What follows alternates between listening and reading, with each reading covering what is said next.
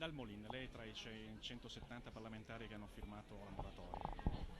Sì, e credo che dovrebbero firmarla anche D'Alema, anche Parisi, perché se da una parte noi diciamo che vogliamo una conferenza internazionale di pace, se diciamo che il ritiro dall'Iraq è stato giustificato dal fatto della menzogna della presenza delle armi di distruzione di massa, allora bisogna impedire di avere una base dove ad esempio si sono allenati con i videogame per preparare l'attacco all'Iraq e bisogna impedire di avere la più grande base americana in Europa a Vicenza, dove magari potrebbero domani partire gli aerei che vanno a bombardare uno degli stati canaglia deciso da George W. Bush, magari l'Iran, perché lì ci sono le armi nucleari, mentre so che le testate nucleari sono molto più vicino e sono in una base americana qui vicino, quella di Pluto.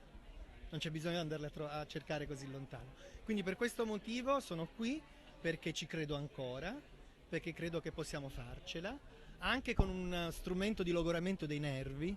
Dobbiamo rendergli la vita così difficile affinché questa base, questa nuova base a Vicenza resti solo nei sogni americani.